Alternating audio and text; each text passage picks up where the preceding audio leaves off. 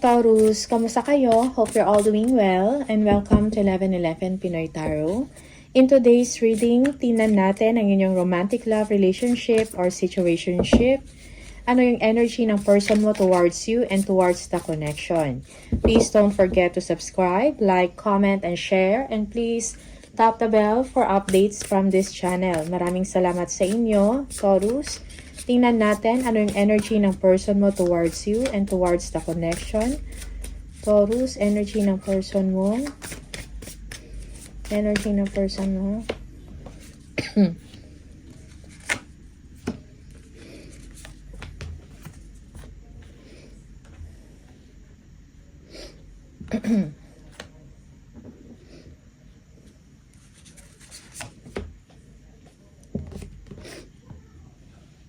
You might be dealing with an air sign, Libra, Gemini, Aquarius, or fire sign, Aries, Leo, Sagittarius. Okay, for some of you, merong earth sign, Virgo, okay, or Capricorn, or Taurus.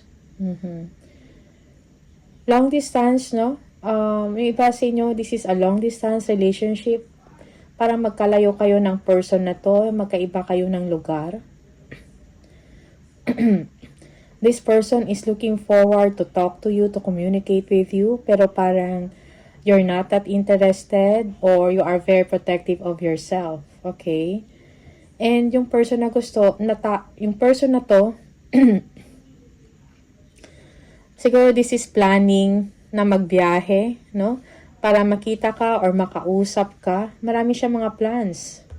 Alright? But, nahihirapan siya or feeling niya hindi ka ganun ka-interested. Kasi parang defensive ka, you don't want to be distracted or you don't want to be disturbed. Okay? For some of you, you are sending messages to this person pero hindi ka nagre-reply or nagre-respond, no? You're not that excited, no? Na para makausap siya. Okay? But this person really wants to right, no? The wrong things na ginawa sa inyo. Okay? The world.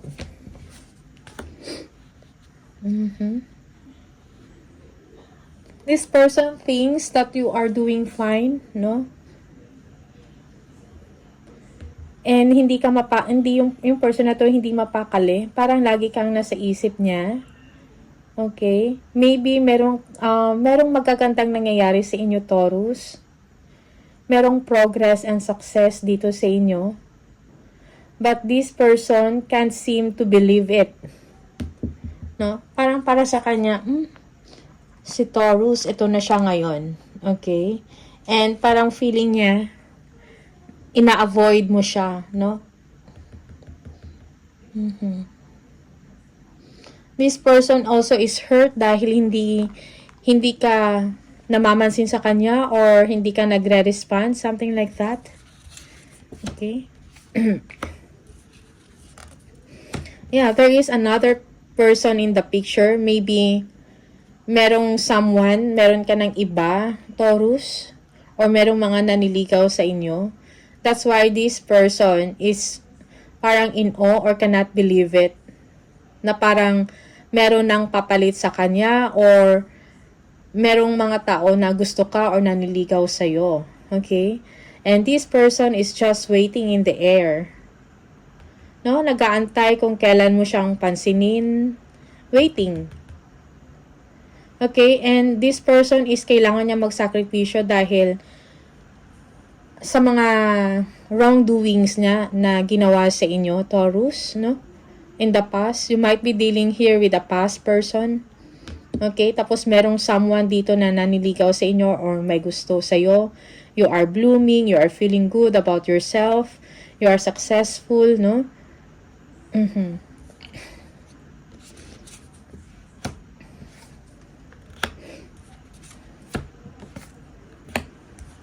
Yeah, this person is heartbroken.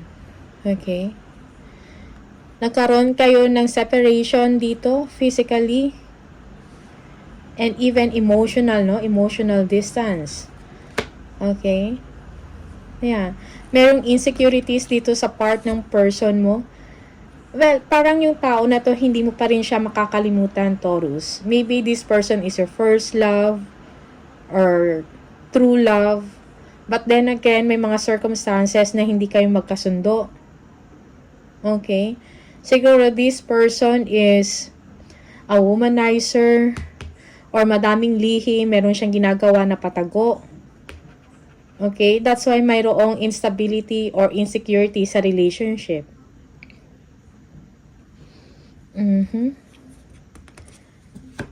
This person is thinking that you're not interested in him or in her anymore. But para sa person mo, parang ikaw pa rin yung gusto niya. I mean, ikaw pa rin, no?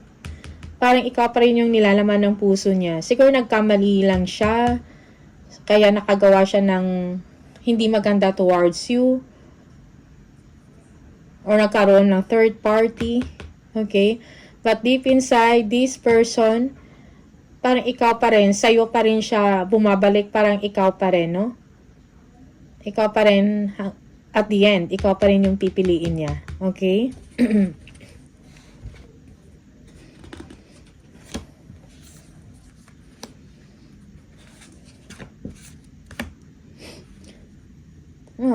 Feeling ng person mo, you are recovering na, yung nakaget over ka na sa kanya, okay? And parang hindi ka na nga interested. Like kahit anong gawin niya, hindi ka na bukas or open para sa kanya. Okay? Because you know you deserve better. And this person also is aware na you deserve someone na yung loyal sa inyo, sincere, faithful. Okay? So, yung person na to is hanggang dreaming na lang. Parang naalala niya yung mga past or sweet memories ninyo in the past. Okay? Yeah, for some of you, this person is merong someone on the side na aside being with you, no? Parang meron pa siyang ibang gusto or meron siyang crush ba to or ina-admire. Okay. Yeah.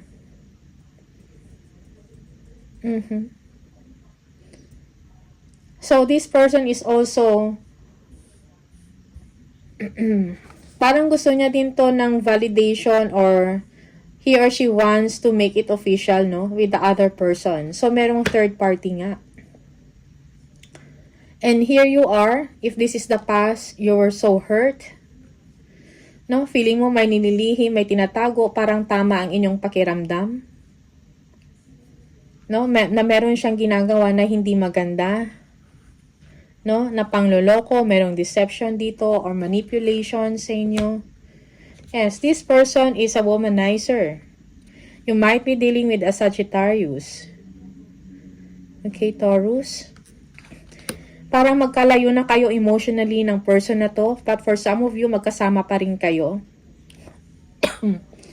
But while magkasama kayo, yung person na to is merong someone on the side na crush niya or ina-admire niya. Okay. Six of Swords.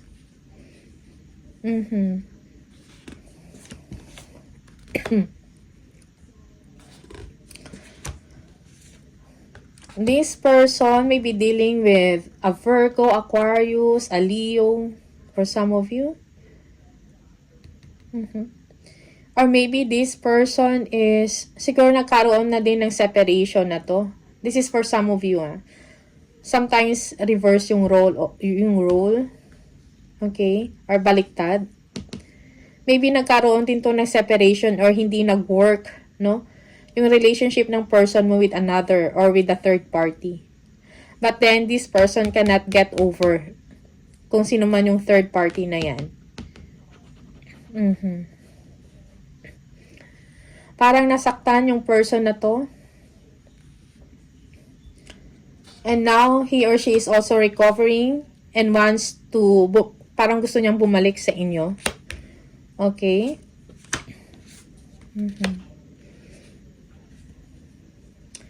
Pagdating sa inyo, parang everything is okay. Parang hindi siya nagpaparamdam na meron siyang pinagdadaanan. Okay, Taurus? That's why it's hard for you sometimes to confirm or to validate na parang meron siyang iba. Pero meron kayong inkling, no? Na merong third party. Okay? This person is worried or hindi siya makaget over sa third party na yon. Merong spying dito and stalking.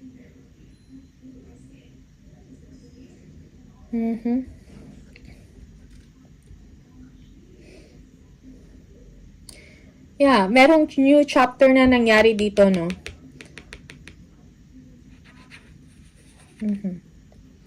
Or maybe your person is moving on from a separation from the third party. Okay?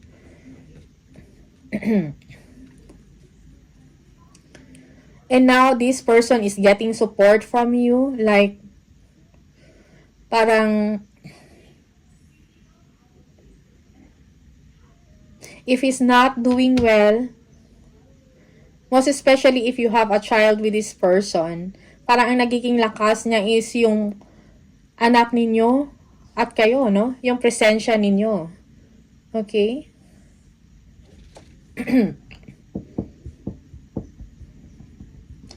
Now, this person is changed. Parang gusto niya ibuhos din yung kanyang atensyon at oras sa inyo. Dahil merong pagsisisi sa part niya sa mga ginawa niyang kamalian towards you. No, kung meron mang manipulation, deception na nangyari sa situation. Now, this person is parang, parang 360 degrees, no? Na nagbago. And now, parang dedicated na siya sa inyo. And kung nagkalayo or nagkaroon man kayo ng separation, this person is bumabalik.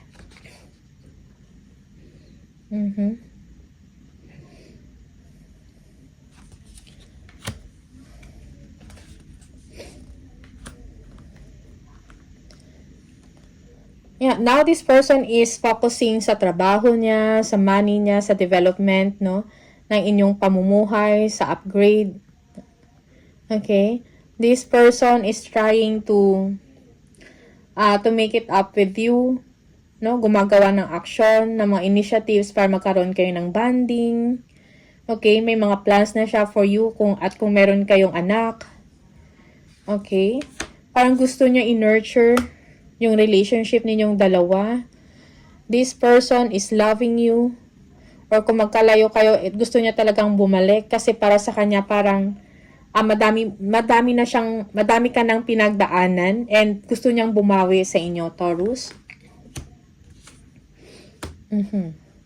Yeah, going out with friends, no? Nakasama ka. Okay?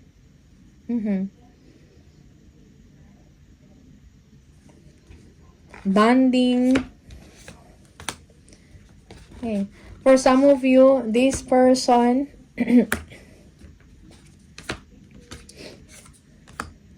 merong wake up call dito sa person mo. Parang nagbago talaga siya. Na para bang kung ano yung mga pagkakamali niya, sising-sisi siya doon. And now, he or she is making plans para sa inyong dalawa or para sa family ninyo. For some of you, merong plans for biyahe. Okay? The Hermit. Okay? There are times that this person also is thinking about the past, about the third party na nangyari. Na this person was so infatuated sa person na yon, sa third party na yon, to the point na may mga plans yung person mo for the third party na hindi mo alam. Okay? At kung ano man yung mga plans na yon, nagkaroon ng, parang merong broken promises, no, sa kanilang dalawa na nangyari.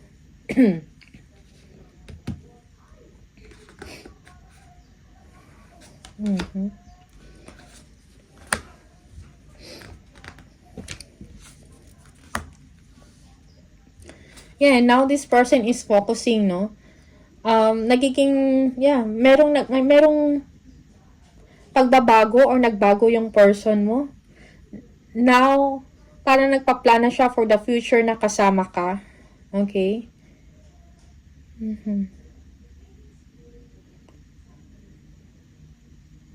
Yeah, for some of you, this person, Gusto niya makipag-ayos sa inyo. Okay? Maybe this person is asking or parang gusto niya magkaanak kayo uli. Alright? That's for some of you, no, na may anak na. But for some, this person, gusto makipagbalikan sa'yo, makipag-ayos. Okay? And, yeah, merong pregnancy dito. Taurus. Yeah, 10 of Cups. Gusto niya magkaroon ng family or renewal, no? Ng inyong relationship, resurgence of the relationship. No? Yung person na to, parang gusto niya ibalik yung trust mo sa kanya. Okay? Parang inaayos niya ngayon, binibuild niya ngayon na maging matibay ang inyong relasyon. No? Kung ano man to, kung may mga challenges man na mangyayari sa inyong partnership or sa inyong relationship, like para sa kanya, over and done na siya sa mga third party, something like that. Okay? Gusto niya magkaayos kayong dalawa or yung family ninyo. Okay? Merong bonding, trustworthiness. You have each other's back. yung pang long term na talaga. Okay? For your person, you are the one, Taurus. Okay? Parang merong next level dito of relationship, no? Or a commitment, no? Resurgence of relationship, deeper commitment, okay?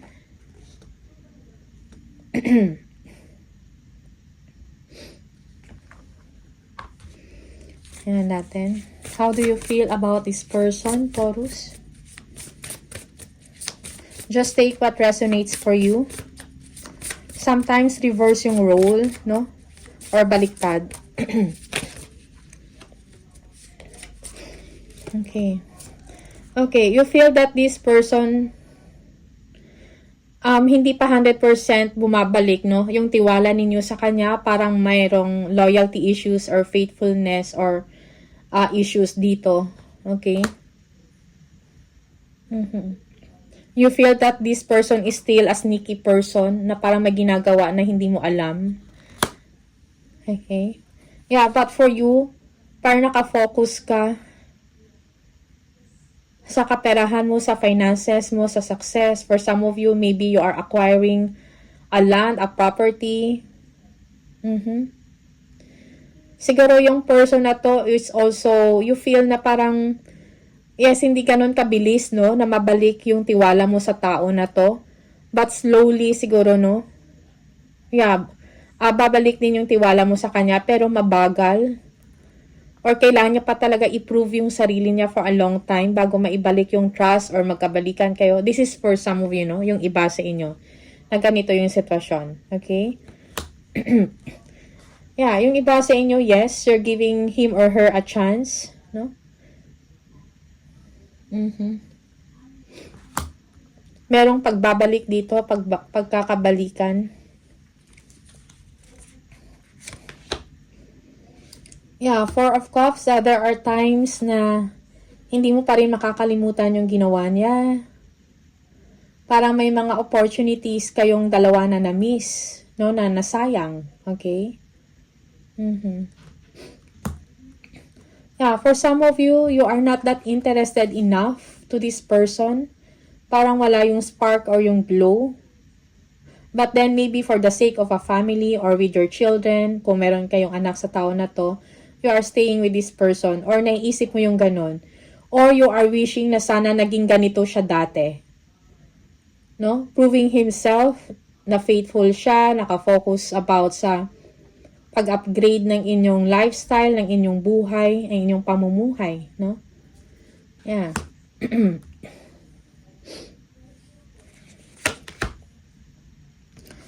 Ace of Pentacles.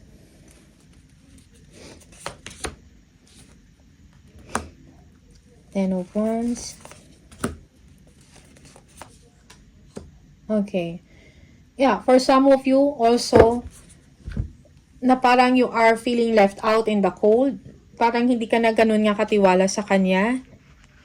Sometimes, nagkakaroon kayo ng problema about money, about generosity, no? Merong hindi fair na nangyayari. Okay? And this is one of the issues, no? or issues mo sa taong ito. Okay?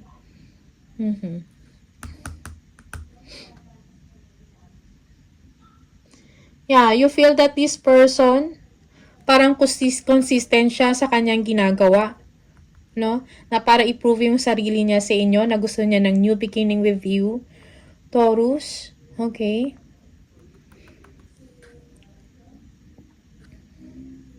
Parang may kailangan pa siya i-prove, no? Yung person na to sa inyo bago mo siya fully or 100% na magtiwala or natanggapin siya. Okay?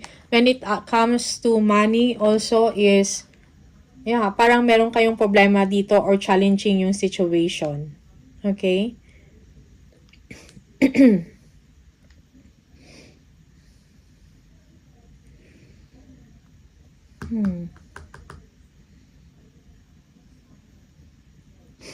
Yeah, for some of you, parang kailangan mo talagang,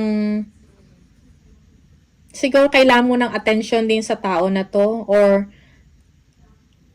kulang ng oras din yung tao na to sa inyo, or divided ang kanyang attention. Okay? Maybe this person also is, meron siyang, madami siyang mga responsibilities aside from you. Baka may sarili din siyang pamilya like mga parents niya, pamangkin, or kapatid na sinusuportahan.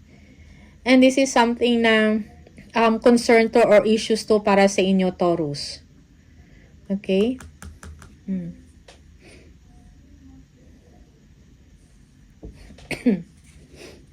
Give and take, no? Para sa'yo is generosity is important, no? Or kung ano yung mga pangangailangan mo is na-provide, no? Gusto mo ng fairness. Yeah, 10 of Pentacles.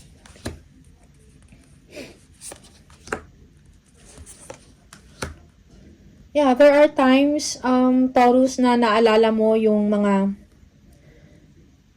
ginawa sa'yo ng person mo na hindi maganda, most especially with someone, yung third party na yon, okay, ng person mo.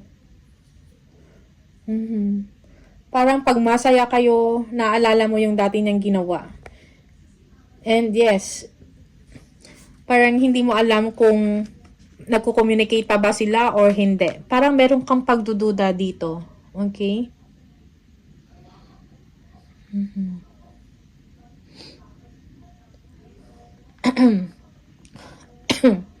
Kaya parang hindi ka makausad or makamove forward, Taurus.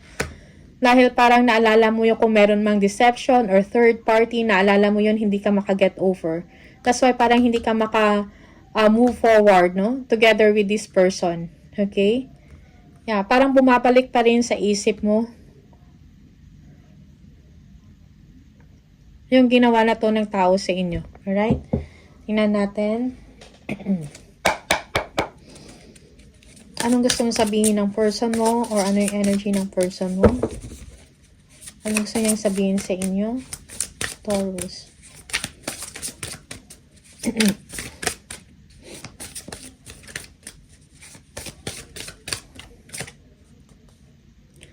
Why is it that you love me?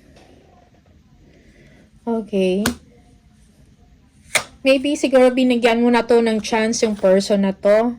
Parang despite sa mga deception, pangluloko, paglilihim or pagtatago sa inyo, why is it na mahal mo pa rin siya or tinanggap mo pa rin siya or tatanggapin mo pa rin siya. Okay? So this person is, siguro sa kanya is, parang siguro ganun mo na lang talaga siya siguro kamahal or mapagbigay ka lang talaga, Taurus. Okay? I cannot let go of you. So this person cannot let go of you, Taurus.